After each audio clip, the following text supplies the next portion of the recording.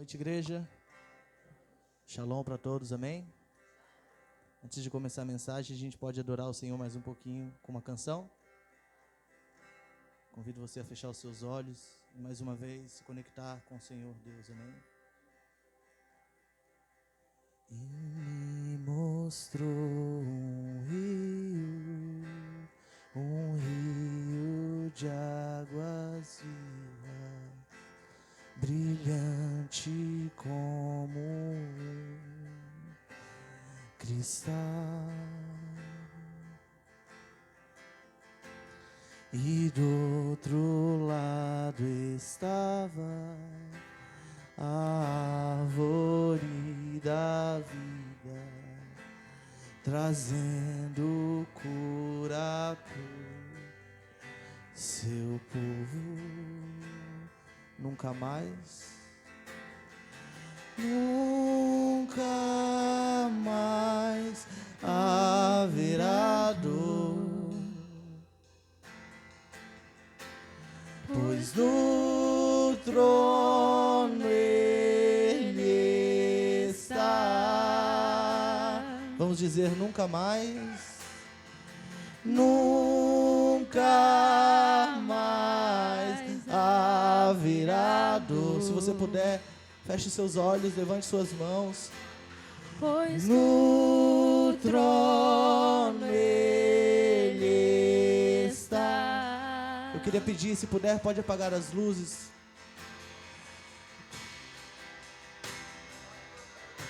Você tem mais alguns minutos na presença do Senhor, amém?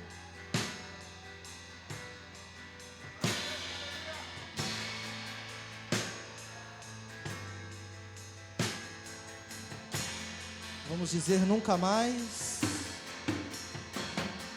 nunca mais haverá dor, pois no trono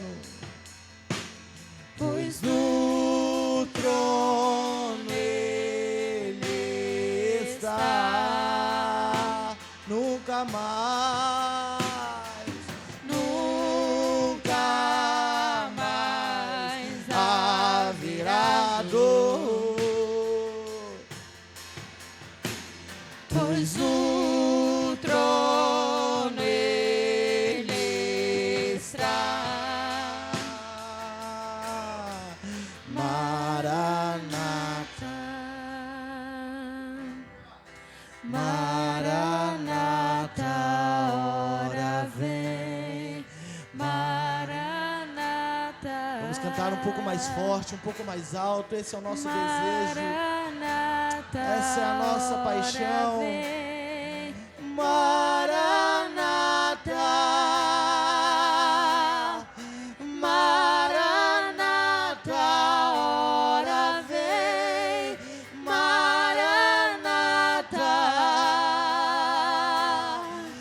Maranata, ora vem, Maranata. Vamos lá, levante sua voz. Maranata, Ora vem, Maranata, Maranata, ora vem, Maranata, Maranata, ora vem, Maranata.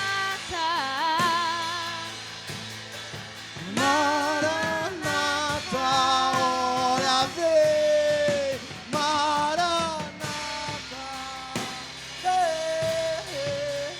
Maranata, ora vem, Maranata. Maranata, Maranata. Maranata. Eu te amo, eu te amo, eu te quero, mais que tudo, mais que o mundo. Volta pra mim. Volta pra mim, volta pra mim. Um pouco mais forte, com intensidade.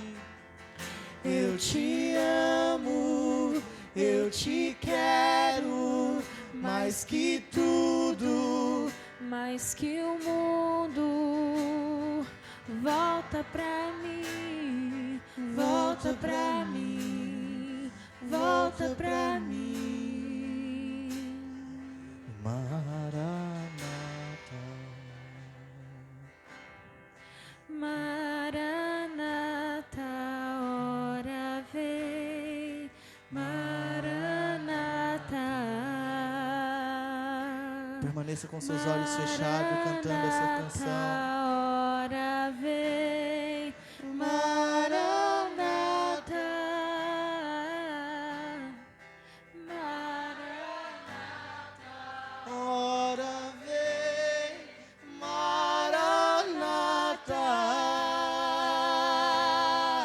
Maranata, ora vem, Maranata.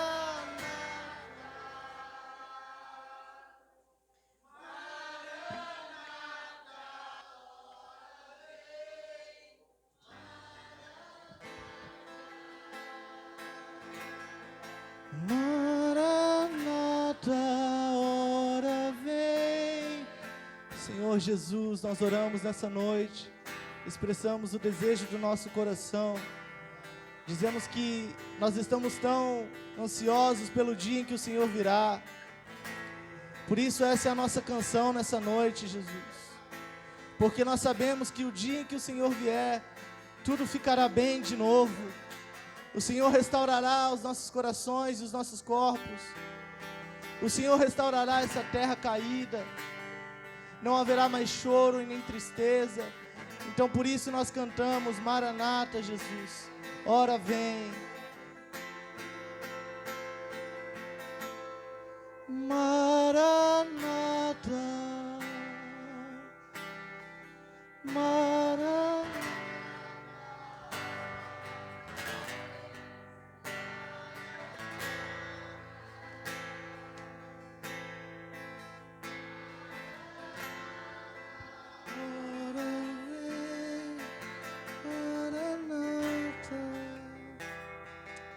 Amém, meus irmãos?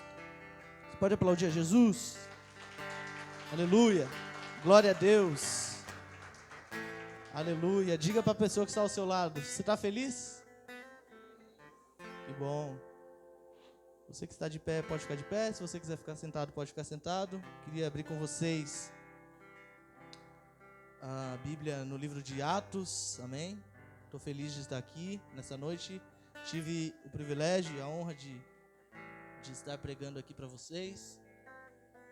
Tem uma palavra que está queimando no meu coração desde a semana passada e eu queria compartilhar ela com vocês, amém? Vocês são felizes? Amém? Glória a Deus. Livro de Atos, capítulo 6, vamos fazer a leitura do versículo 1 até o 5, amém? Você que não tem Bíblia pode acompanhar aqui na tela. Não é não, João? Todos encontraram, amém? Atos 6. Diz assim: naqueles dias, crescendo o número de discípulos, os judeus de fala grega, entre eles, queixaram-se dos judeus de fala hebraica, porque suas viúvas estavam sendo esquecidas na distribuição diária da alimentação. Por isso, os 12 reuniram todos os discípulos e disseram: não é certo que negligenciamos o ministério da palavra de Deus, a fim de servir às mesas. Irmãos, escolham entre vocês 7 homens de bom testemunho. Diga, bom testemunho. Mais forte, bom testemunho. Cheios do Espírito Santo e cheio de sabedoria. Passaremos a eles essa tarefa. Amém? Versículo 4. E nos dedicaremos à oração e ao ministério da palavra. Tal proposta agradou a todos. Então escolheram Estevão, homem cheio de fé e do Espírito Santo. Amém? Você pode colocar sua Bíblia no seu assento. Você pode direcionar sua mão para cá e orar por mim e pela palavra. Ore também por você, para que o Senhor fale conosco nessa noite.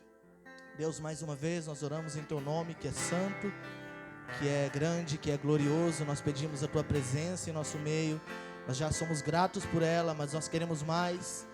Nós desejamos mais. Que nessa hora o Senhor possa falar através da Sua palavra, por meio da minha vida. Que eu seja um canal de bênção para essa igreja. Que o Senhor fale comigo também, queime no meu coração a Tua santa palavra, Deus. Eu oro por espírito de sabedoria e revelação sobre essa igreja nessa noite. Que os olhos dos nossos corações estejam abertos, que os olhos da nossa mente estejam abertos para entender essa palavra. Em nome do Seu Filho, Jesus Cristo. Amém. Pode tomar o seu assento, amém? Você fique à vontade para dar glória a Deus. Aleluia. Glória a Deus. Aleluia.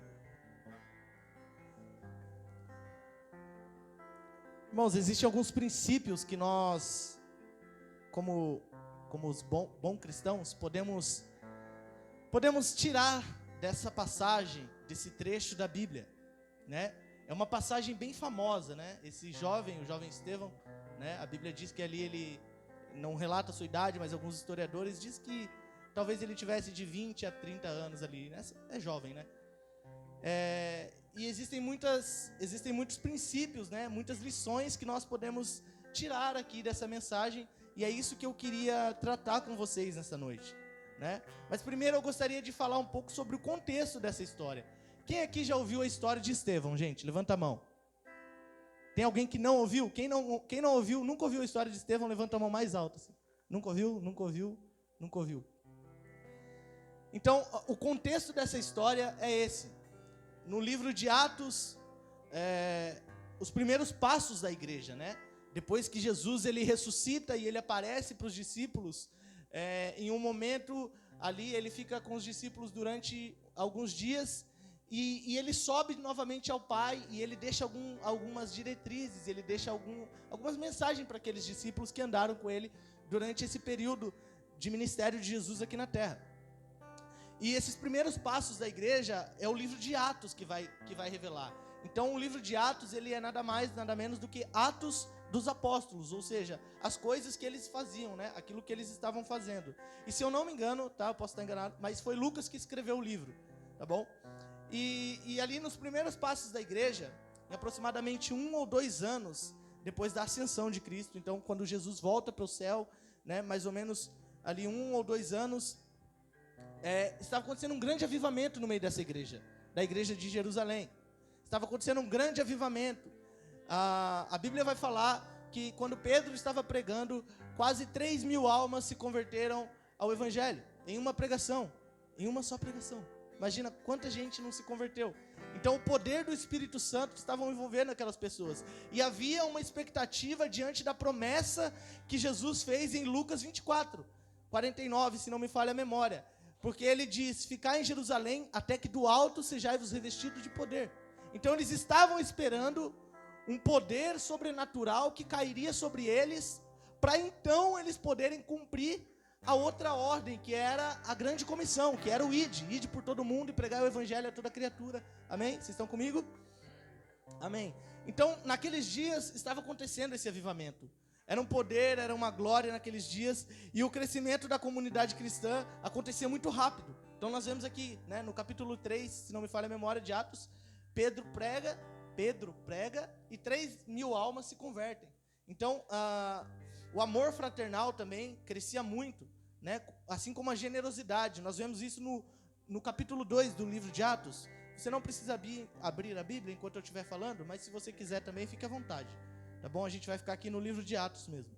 Atos 2, a Bíblia diz assim, que alguns irmãos vendiam as suas propriedades e bens, e eles distribuíam conforme a necessidade do próximo. Então, a comunhão era tão grande. Quando a gente fala sobre comunhão, a gente não está falando sobre estar junto apenas, né? A gente está falando sobre ter algo em comum com outra pessoa. Isso é comunhão.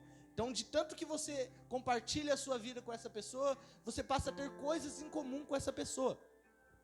E um dos sinais de avivamento é a generosidade que nasce no coração das pessoas, dos cristãos. É o amor fraternal. E era exatamente isso que estava acontecendo. Porque muitas pessoas estavam a caminho, estavam indo para Jerusalém. Jerusalém era uma cidade famosa. E aquelas pessoas estavam indo para lá. E é nesse contexto que esse avivamento em Atos está acontecendo. Então a Bíblia relata que as pessoas que tinham um pouco mais de bens, vendiam esses bens para cuidar de outros irmãos que estavam passando talvez uma necessidade. E isso é demais. Amém? Então esse era o contexto dessa história. Era uma igreja avivada, era uma igreja com comunhão, era uma igreja generosa. E dentro desse contexto acontece esse problema que nós vemos. Algumas viúvas e órfãos. Então aqui nós também já vemos um dos mandamentos de Cristo, que quando ele diz que a verdadeira religião é cuidar de quem? Das viúvas e dos órfãos. Então essa é a verdadeira religião. Talvez às vezes eu escuto as pessoas falando: ah, cara, eu não sou um religioso. Não, mas você deve ser um religioso, porque a verdadeira religião é cuidar dos órfãos e das viúvas. Foi isso que Jesus disse. E isso não estava acontecendo. Então nós podemos aprender também que mesmo no contexto de maior avivamento, de maior glória na presença de Deus, de maior derramamento do Espírito, talvez nós podemos errar. E a igreja aqui estava errando, porque algumas viúvas e alguns órfãos não estavam recebendo alimentação. E isso era o dever da igreja cuidar. Isso era o dever da igreja fazer. Então eles vão reclamar, eles vão começar a falar para os apóstolos, né? E aí eles falam assim: ó, não é bom que a gente renuncie à pregação da palavra e à oração para cuidar dos órfãos e das viúvas. Vamos fazer o seguinte. E aí no versículo 3 a Bíblia diz que os apóstolos decidiram que os irmãos daquela congregação, eles mesmos deveriam escolher 7 homens, cheios de sabedoria e cheios do Espírito Santo. Para quê? Para servir as mesas. Então aqui nós estamos falando do nascimento do diaconato no meio da igreja de Cristo. Então, havia uma necessidade, certo? E essa necessidade não poderia ser suprida por aquela pessoa que pregava a palavra de Deus. Essa necessidade, ela não poderia ser suprida, talvez, pelo pastor da igreja. E quando a gente vai trazer aqui para o nosso contexto, existem necessidades no meio da nossa igreja que o pastor não pode suprir. Então o que ele faz? O que o diaconato, o presbitério e o pastoreio faz? Levanta pessoas para servir a comunidade. Amém? Vocês estão comigo? E nessa altura da história nós podemos ver Estevão aparecendo. A Bíblia é bem clara quando ela diz que ele tinha bom testemunho e ele era cheio do Espírito Santo e ele era um homem de sabedoria. Então, esse homem ele foi levantado para servir mesas, para cuidar dos órfãos e das viúvas, para colocar comida na mesa deles, por meio da igreja. E o que é mais interessante é que é a igreja que escolheu. Foram os irmãos que escolheu. Não foi Estevão que falou assim: ó, eu acho que eu estou apto para essa missão. Eu acho que eu posso fazer. Eu acho que eu consigo. Não foi isso. Isso é o que muitas vezes nós vemos acontecendo no meio da nossa igreja. E quando eu falo da nossa igreja, não estou dizendo só essa. Estou dizendo os nossos irmãos em fé. Muitas pessoas acreditam, elas pensam, elas acham, mas elas não escutam de Deus e muito menos ninguém as levantou, ninguém as escolheu para elas fazerem aquilo que elas estão fazendo.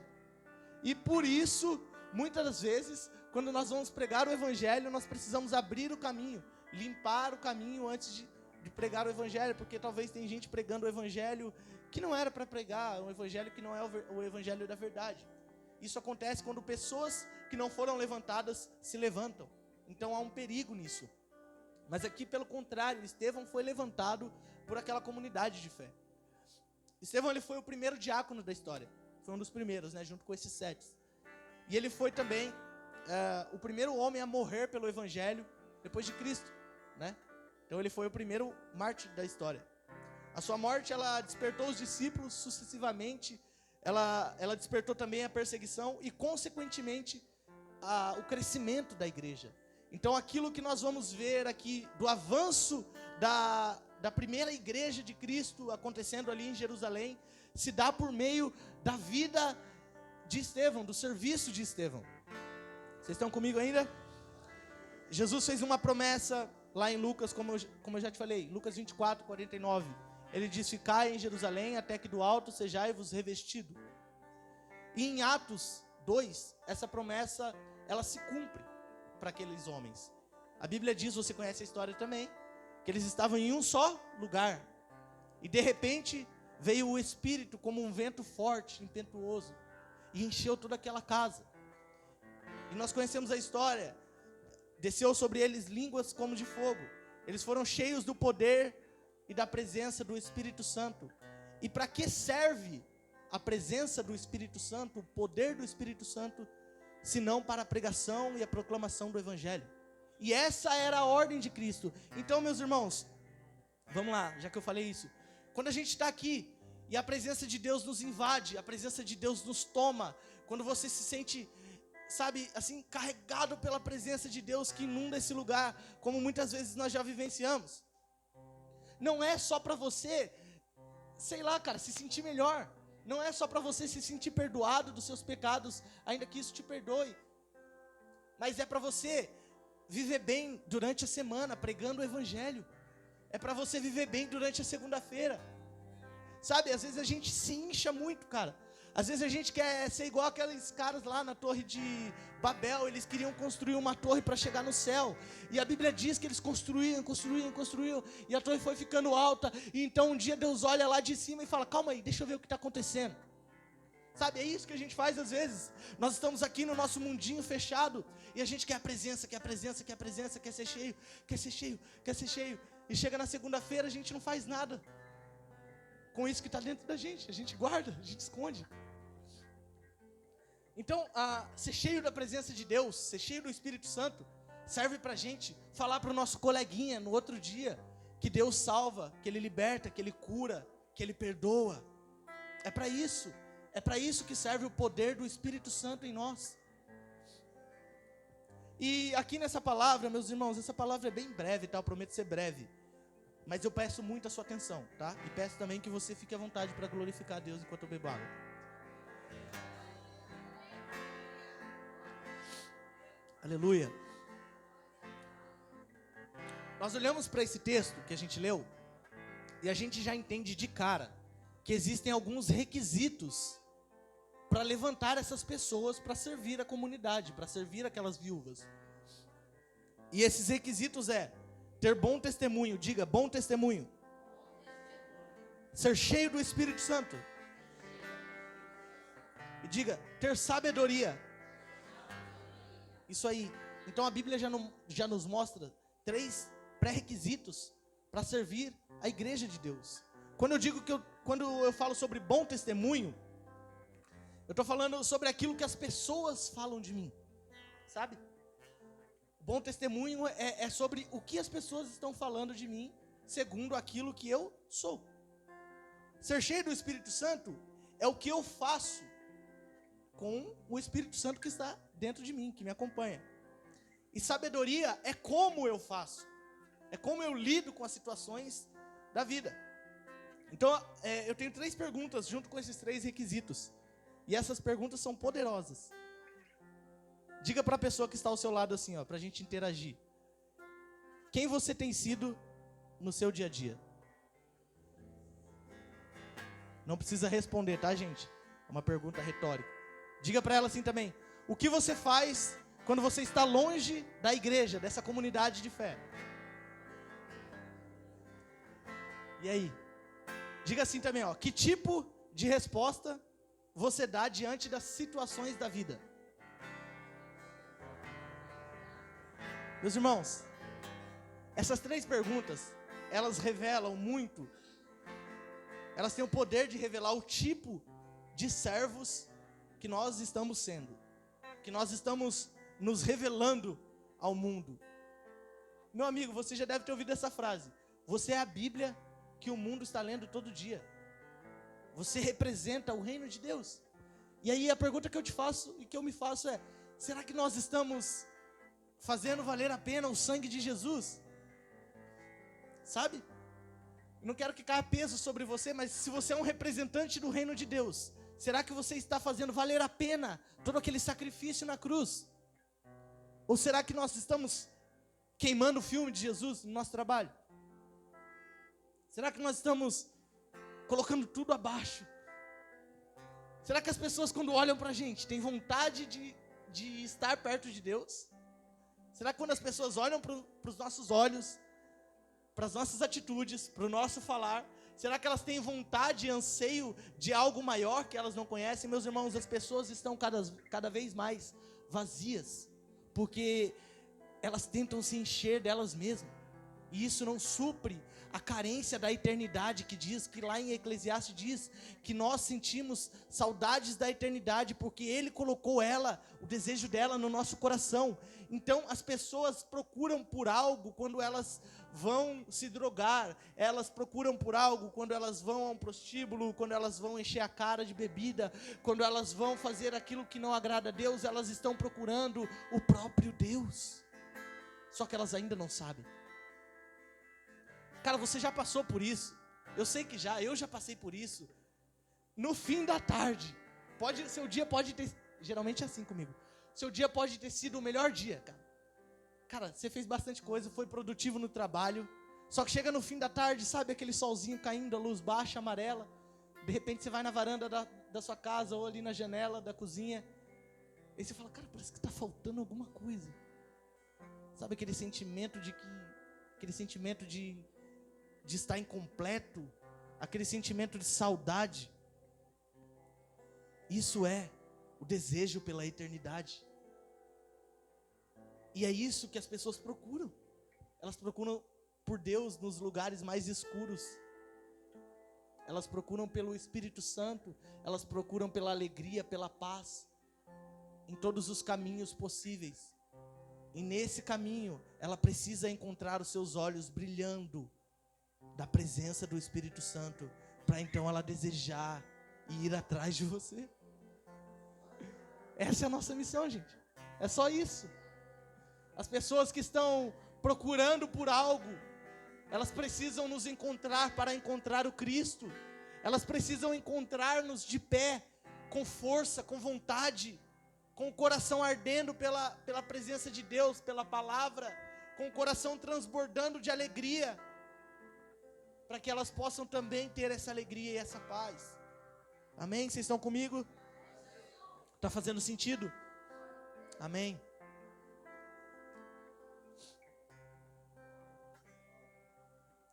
Ser cheio do Espírito Santo é um requisito para nós servirmos a igreja de Deus.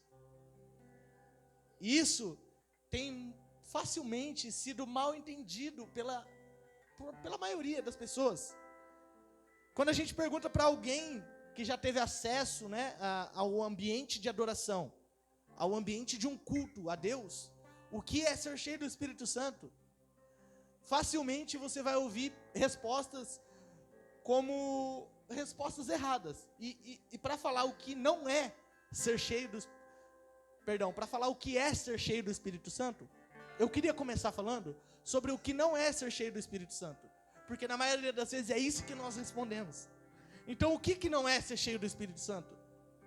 Falar em línguas, chorar, cair no chão, tremer, cair na presença de Deus, gritar aqui, levantar a mão, é uma delícia. Só que são respostas, são reações à presença de Deus que está no nosso meio. Amém? Vocês estão comigo? Só isso não é ser cheio do Espírito Santo. É uma bênção que você reaja quando Deus vem sobre a igreja. É uma bênção que você consiga levantar suas mãos, que você consiga fazer barulho, balançar o corpo. Você está adorando a Deus pela presença dEle que está no nosso meio. Ainda que muitos de vocês são um pouquinho travados, e eu falo isso porque quando a gente está aqui, a gente sabe. Você tem que ter liberdade na presença de Deus. Você precisa reagir à presença de Deus. Você precisa orar em línguas. Você precisa dos dons do Espírito. Você precisa chorar. Cara, você precisa receber o poder de Deus, cara. Sabe, você precisa, meus irmãos. Vocês precisam. Mas não é só isso. Ser cheio do Espírito Santo não é só isso. Então o que é, Andreu? O que é ser cheio do Espírito Santo de Deus? O que a Bíblia diz, na verdade? Essa tem que ser a nossa pergunta. Sabe, é por isso que a igreja muitas vezes tem caminhado por caminhos que são errados diante de Deus, porque a gente faz o que não é certo e não procura ouvir de Deus, ouvir o que a Bíblia diz que é certo. Quantos de vocês garantem que o que eu estou pregando está corretamente de acordo com o que a Bíblia diz? Porque muitos de vocês não trazem nem a Bíblia para a igreja. Tá legal que a gente tem o telão, cara, mas você precisa ter amor pela palavra de Deus. A Bíblia diz que nos últimos dias, Jesus disse isso, que nos últimos dias, muitos seriam enganados. Esse será, assim, sabe, quando começar a acontecer as coisas, e quando Jesus estiver prestes a voltar, uma das artimanhas do inimigo vai ser enganar você. E se você não tiver amor pela palavra, quando eu digo amor pela palavra, não é fazer carinho na Bíblia, é realmente você ler, se debruçar, gastar tempo, sabe, querer entender. Você gasta tanto tempo com coisas inúteis, e eu não vou gastar meu tempo aqui falando disso, porque você sabe, o seu próprio smartphone te dá o quanto tempo você fica nele. E cara, devia ser uma vergonha a gente gastar mais tempo vendo reels no Instagram, cara, a gente passa horas assim, do que com o mesmo celular a gente lê a Bíblia, entender um pouco mais sobre o nosso Deus, conhecer um pouco mais sobre o nosso Deus. É por isso que quando você vem aqui no louvor, você não consegue levantar nem a mão, você não consegue se debruçar, você não consegue chorar, você não consegue falar nada. Quando o ministro fala, vai lá igreja, fala alguma coisa, você só sabe cantar o que está aqui porque é decorado. E às vezes ainda é mentira, você está cantando da boca para fora, porque você não conhece a Deus. Quando você começa a conhecer a Deus, você o adora, porque você quer se parecer com Ele. Vamos lá, alguém? Então o que a Bíblia diz que é estar cheios do Espírito Santo? Se você tiver com a sua Bíblia aí, vamos abrir para a gente ler, para eu ganhar um tempinho e beber água. Efésios 5, 18 ao 20. Efésios 5, 18 ao 20.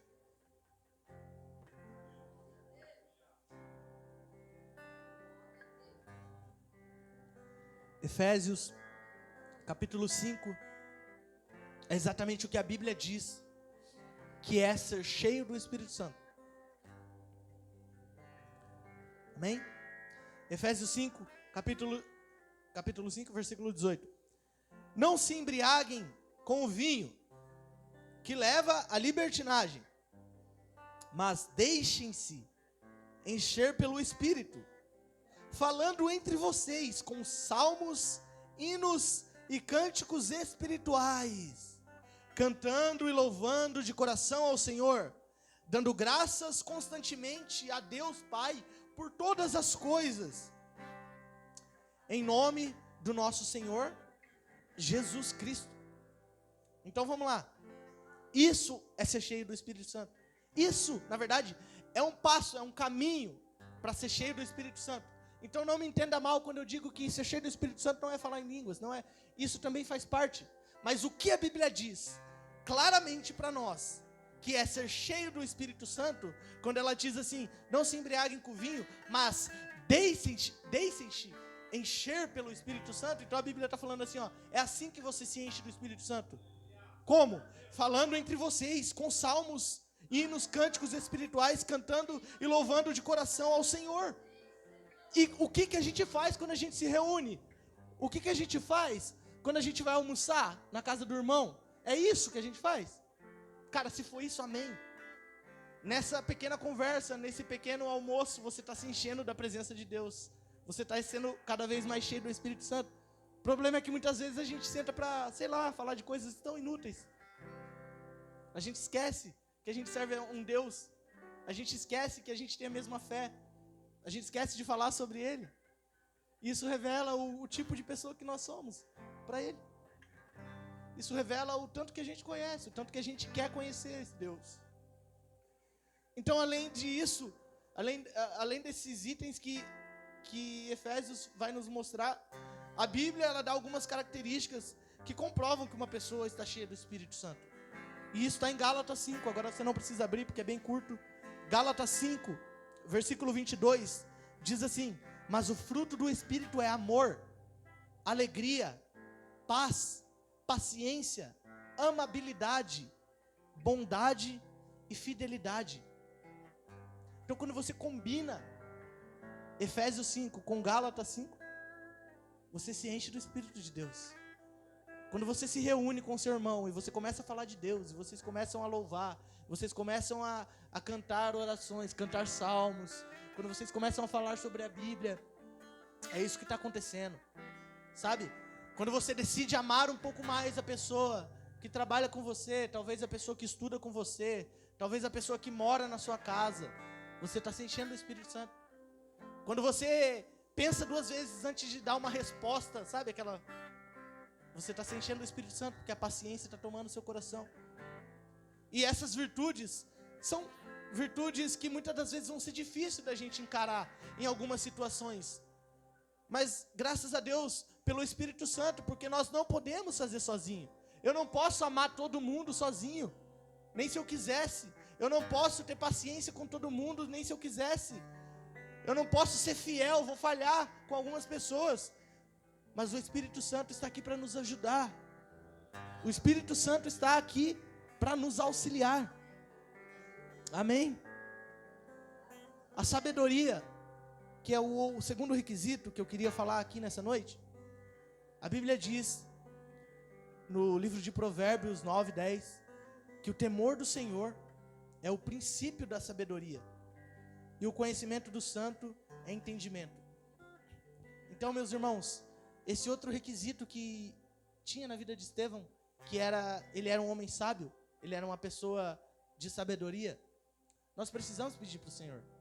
Sabe, às vezes a gente passa por situações na nossa vida que a gente não consegue lidar com elas, pelo simples fato da gente não saber orar, da gente não saber o que pedir para Deus.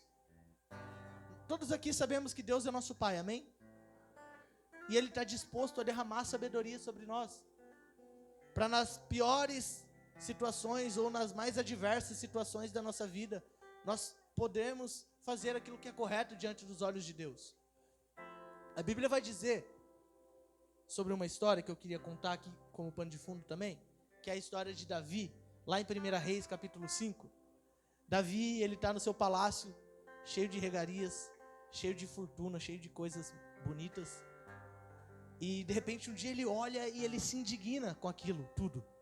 Porque ele fala assim, cara, eu estou morando aqui nesse castelão, tão bonito, tenho tudo que eu quero. Mas quando eu olho para a casa de Deus, é uma tenda. E aí Davi fala assim, decide por ele mesmo, pronto, vou fazer uma casa para Deus. E aí Davi começa os seus planos para fazer uma casa para Deus. Só que Deus olha lá do céu e fala, Davi, o que você está fazendo? O que você quer fazer? E aí Davi fala para Deus assim, Deus, eu vou fazer uma casa para você. E Deus fala, Davi, você não pode fazer uma casa para mim, porque você é um homem de guerra e as suas mãos têm muito sangue. Então aqui, Davi tem um desejo de construir a casa para Deus e Deus nega isso. Mas Deus fala assim para ele, Davi, fica tranquilo. Esse desejo aí foi legal, você não pode fazer, mas eu vou passar para o seu filho. E justamente esse filho de Davi, chamado Salomão, segundo a Bíblia, um dos homens mais sábios da história. Davi dá alguns conselhos para o seu filho Salomão. E quando Salomão vai falar com Deus, Salomão podia pedir o que ele quisesse. Salomão estava com a carta branca, estava com livre acesso a Deus para pedir o que ele quisesse. E ele foi muito esperto. Ele pediu algo que talvez nós nem passaria pela nossa cabeça. Ele pediu sabedoria para Deus. E Deus sabia que ele ia pedir isso. É por isso que Deus fala para Davi, Davi, seu filho vai construir a minha casa. Porque ele vai ser um homem sábio. Deus sabia disso. Nos momentos mais escuros da nossa vida, o Senhor vai nos provar para a gente ser sábio. E eu te digo uma coisa, quando você ora pedindo sabedoria, o que Deus te dá? Sabedoria? O que Ele dá? Ele te dá uma prova para você ser sábio. É isso. Então, quando você pede sabedoria, cara, você não vai ser... Eu fazia isso. Quando eu era criança, eu chegava no dia da prova e eu orava para Deus, sei lá, para Deus me ajudar ali na prova e eu conseguia acertar. Só que eu fazia isso sem estudar. Sabe? Como se fosse um... Não é isso, cara. Quando você pede sabedoria para Deus, Ele vai te dar situações diárias para você aprender a ser sábio. É isso que Ele vai fazer. E nós temos outro exemplo disso em João 18. Talvez Pedro, que era um dos discípulos mais esquentadinhos de Jesus, não tivesse entendido muito bem quando Jesus disse assim, eu não vim para trazer paz, mas para trazer guerra. E aí a Bíblia diz que eles estão lá à noite e aqueles romanos vão prender a Jesus. Eles vão atrás de Jesus porque Judas o traiu e entregou. E aí quando eles vêm para prender a Jesus, Pedro faz o quê? Arranca a espada do bolso e corta a orelha de Malco, que era o servo do sumo sacerdote. E aí Jesus fala: Pedro, que isso? O que você está fazendo? Aí Jesus, com toda a sua graça, sua misericórdia, vai lá, pega a orelhinha, coloca a orelha de volta, restaura a audição daquele homem. Sabe o que eu aprendo aqui, gente? Que Pedro não foi sábio nessa situação. Pedro, ele agiu por impulso. Cara, mas eu não sei o que eu faria. Porque você está andando há 3 anos com uma pessoa que cura os doentes, que restaura, que salva vidas, que faz milagres, que curou a sogra dele, e de repente vem alguém para prender ele, de repente a história muda e está caminhando para que ele tem que morrer. Eu não sei o que eu faria, mas isso da parte de Pedro não foi sábio. E muitas das vezes, o que eu aprendo aqui é que muitas das vezes nós somos iguaizinhos a Pedro. Quando nós estamos diante de situações que requer sabedoria da nossa parte, como cristãos, como servos de Jesus, nós vamos lá e cortamos as orelhas das pessoas que mais precisam ouvir sobre o Evangelho. É isso muitas das vezes que nós fazemos diante de situações turbulentas. E é por isso que você precisa ter sabedoria. Porque senão, ao invés de você pregar o Evangelho, você vai tirar a audição de quem mais precisava ouvir o Evangelho. A sabedoria, meus irmãos, para a gente começar a encerrar, ela inclui muitas coisas. E uma das coisas que a sabedoria inclui é ser uma pessoa que sabe renunciar. E quando a gente fala de renúncia é um pouco difícil, né? Porque a gente está falando de abrir mão de alguma coisa. E isso é uma palavra que por vezes marcou a igreja, né? Quando a gente ouve falar de renúncia, a gente já fala assim: ih, olha lá, já vem, vou ter que parar de fazer alguma coisa, né? Vou ter que parar de fazer isso, vou ter que abrir mão disso. No capítulo 7 de Atos, Estevão, ele mostra na prática o quão parecido, o quão próximo, porque com Jesus ele era, né? O quão parecido com Cristo ele era. Ele mostra isso na prática, porque ser discípulo de Jesus requer que você se pareça o mínimo possível com Cristo. Na verdade, requer o máximo, mas se você puder caminhar agora, sendo o mínimo, já está valendo. Parecido com Jesus, porque Jesus era manso, ele era humilde, ele tinha compaixão, ele tinha amor para dar.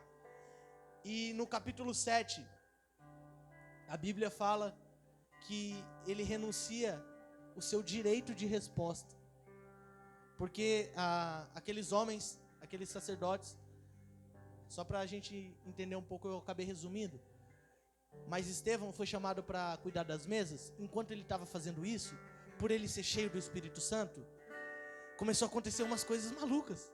Ele começou a curar algumas pessoas, sinais começaram a acontecer, maravilhas começaram a acontecer, por alguém que foi chamado somente para servir a mesa. Então, existe um vislumbre que toma conta da igreja e das pessoas, que é a necessidade da fala, que é a necessidade de ter esse objeto, que é o microfone, que é o objeto, que é o objeto de desejo, é estar no centro, é estar na luz, é ser famoso, sabe? E isso vem corroendo até mesmo dentro das igrejas. As pessoas, elas almejam um título, um cargo, eu não sei porquê. Elas querem ser líderes, elas querem ser pastores. É bom ser pastor. Não é bom ser pastor. O pastor falou que não é bom. Tem dificuldades, sabe? E as pessoas, elas não querem ser pastor para ser um pastor. Elas querem ser pastor para ser o pastor do Instagram, sei lá, de alguma coisa, para aparecer, não sei. Mas esse cara estava cuidando de mesas. E quando a Bíblia fala que ele estava cuidando de mesas, era o serviço religioso dele. Mas o que você faz lá no seu trabalho? Se não é aqui na igreja, o que você faz lá no seu trabalho que pode gerar curiosidade nas pessoas, que pode gerar desejo por Deus naquelas pessoas? Será que você realmente tem sido fiel no seu trabalho a Deus? Porque esse homem foi fiel, no pouco, apenas servindo a mesa. Então quando você limpa a igreja, eu não sei qual é a sua tarefa aqui nessa igreja, quando você toca algum instrumento, quando você está lá na porta para receber as pessoas, sabe, quando você cuida das crianças, isso deve ser feito com o seu coração cheio do Espírito de Deus, porque assim sinais e maravilhas podem acontecer. E era isso que estava acontecendo com esse homem. E aí a Bíblia diz, no capítulo 7, a Bíblia diz que o sumo sacerdote pergunta para ele: é verdade o que eles estão falando? Eles levantaram falsas acusações sobre ele. E isso me lembra muito a história de Jesus.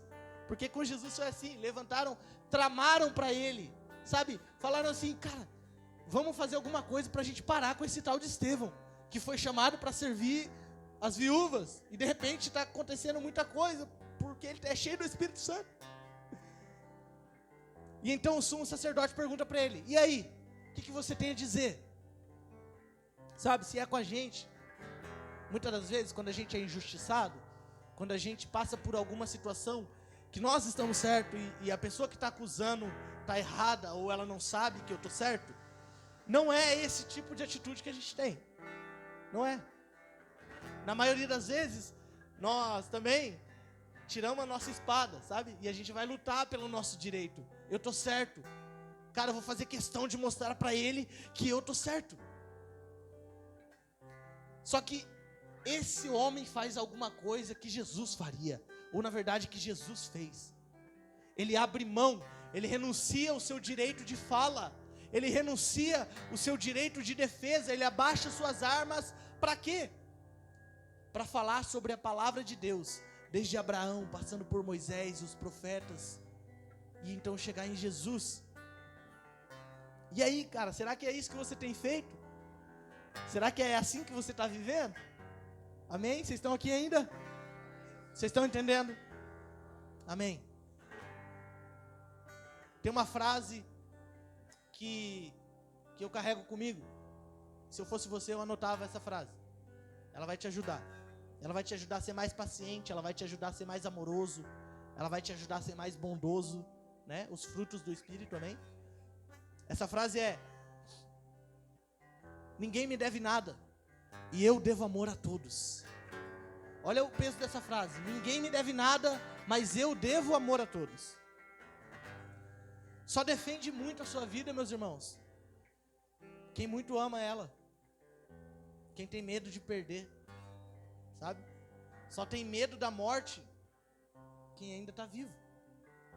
E se o chamado de Deus para nós é um chamado de morte, todos os dias, de abnegação da carne, todos os dias, por que nós insistimos em nos agarrar nessas coisas terrenas? Por que nós insistimos em olhar para as coisas da terra e querer tanto essas coisas? Não estou falando que é errado, mas por que você está disposto a gastar a sua vida, que a Bíblia diz que é um sopro como neblina, com coisas que são passageiras? Então a mensagem agora ela começa a caminhar para um lugar onde nós devemos olhar para as coisas que realmente importam, para as coisas que realmente valem a pena, que são as coisas eternas. E era exatamente isso que Estevão estava fazendo.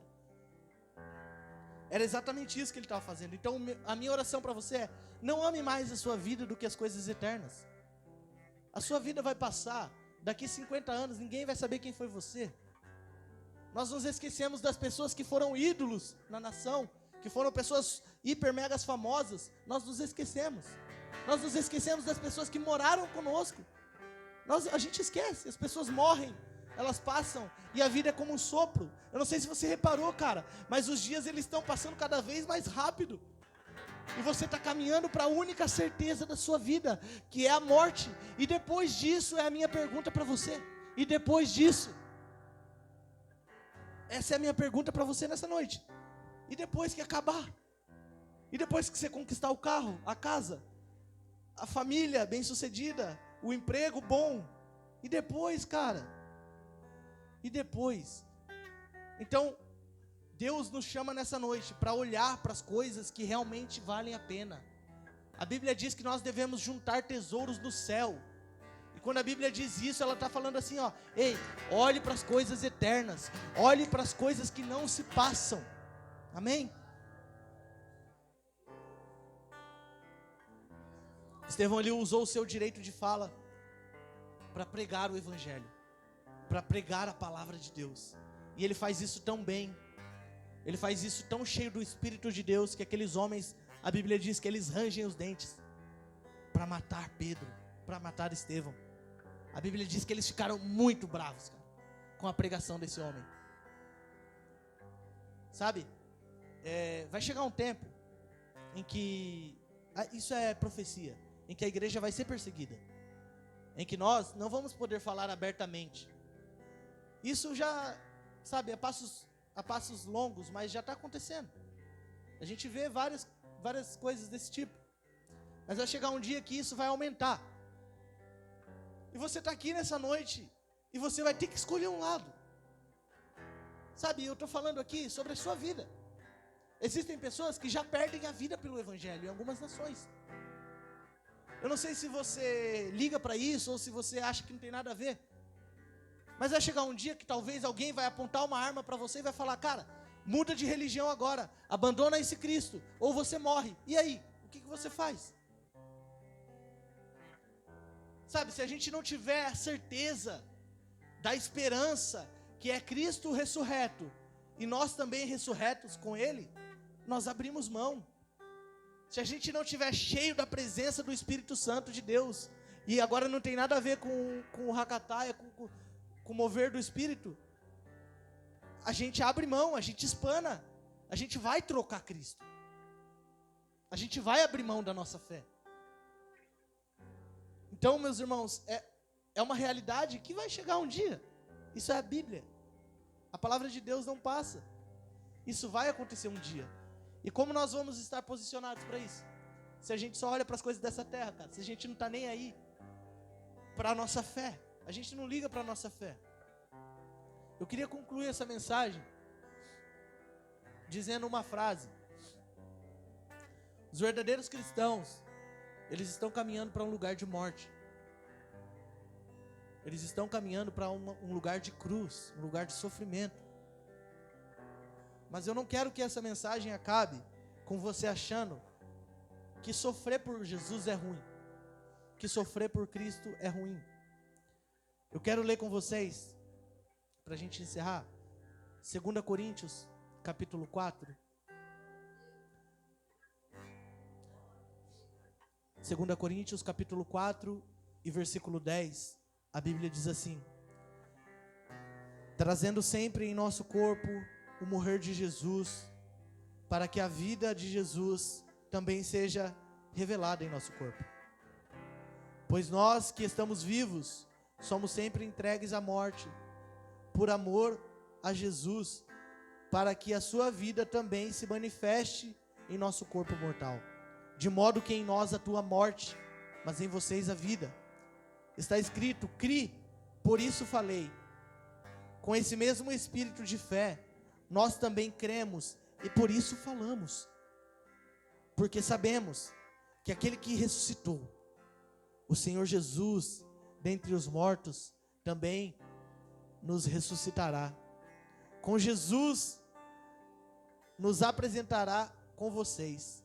Tudo isso é para o bem de vocês, para que a graça que está alcançando um número cada vez maior de pessoas, faça que transbordem as ações de graça para a glória de Deus Pai. Por isso, irmãos, não desanimamos, embora exteriormente estejamos a desgastar-nos, interiormente estamos sendo renovados dia após dia. Pois os nossos sofrimentos aqui na terra, eles são leves, momentâneos, e estão produzindo para nós um peso de glória eterna, que pesa mais do que todos eles. Assim, fixamos os olhos não naquilo que se vê, mas no que não se vê, porque o que se vê é transitório, é passageiro, mas o que não se vê é eterno e dura para sempre. Amém? Queria que você se colocasse de pé. Era exatamente essa certeza que estava nos olhos daquele jovem, quando ele estava sendo apedrejado. Você conhece a história? Estevão foi morto, apedrejado por aqueles homens. E era exatamente isso que estava nos olhos dele, essa certeza. A certeza de que as coisas eternas, elas são melhores do que as terrenas. Então nessa noite, eu convido você a fechar os seus olhos e a refletir se você tem clamado mais pelas coisas que são eternas, ou se você tem gastado a sua vida atrás de coisas, atrás do vento, ou se você tem raízes nessa terra